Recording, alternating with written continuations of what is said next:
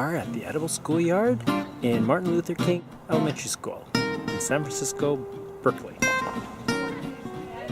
We're at the Edible Schoolyard in Berkeley, California, and this was the very first Edible Schoolyard. They're a science and humanities program. They're middle schoolers, and they really live, breathe, and eat this whole garden. The kids, that's the age where they love to create.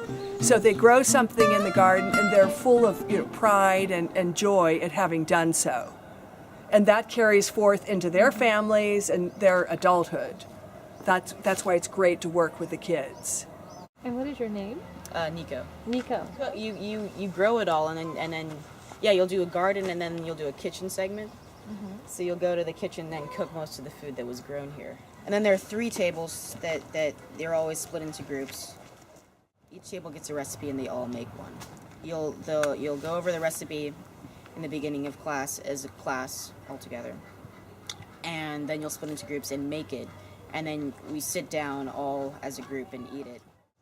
The 8th graders get to use the wood stone oven, or the stone oven over there, to make pizza. That's a big highlight of the year. Made pumpkin pie, gnocchi, sushi. We've made pretty much everything. Artichoke, any food that's grown here we've cooked with. Anything that was grown here, yeah. And does everybody eat it, even if everybody, it's something they don't like? Yeah, everybody has to eat it. Yeah. I already ate a lot of foods. I wasn't like a picky eater, but I've tried a lot more foods here, and they'll give you the recipe after you do it in the kitchen, so it's a nice thing to have. I've taken a few, I know, and I'm planning on cooking those at some point. The space where you were standing in the garden was an asphalt lot at the school, and the school has in the last 10 years had a huge beauty and internal retrofit. And so when Alice was quoted in about 1994 in a newspaper article saying that she drives home by this school on her way home from Chez Panisse every night, and what kind of message does it send to the students that when they come to school, they're not coming to a place that looks taken care of, and that doesn't communicate a message of care to the kids. And the principal that we had at the time called her and said, what do you think we should do about this? So she had a meeting, and Alice came down to the school, and she walked around the campus and identified that space as a place for putting in a garden. And she said, I want to make this a garden, and I want to teach the kids how to grow food. And she really felt strongly that kids were really disconnected with knowing where their food comes from. Then, as they continued to walk around, they came across the old school cafeteria, which had been closed and abandoned in 1971 when school food was being industrialized and outsourced.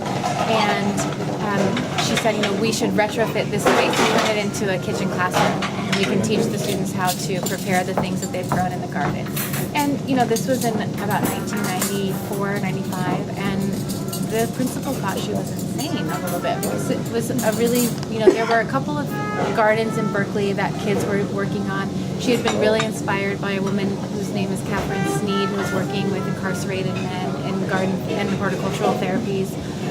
And she really thought that this was an idea that could really bring the students back into a real relationship with where their food comes from. When we started, if you look back 15 years, obesity, childhood diabetes, all these preventable childhood diseases were not in the sort of forefront of our minds. It wasn't as much of an issue. It's happened very quickly over the last decade in this generation.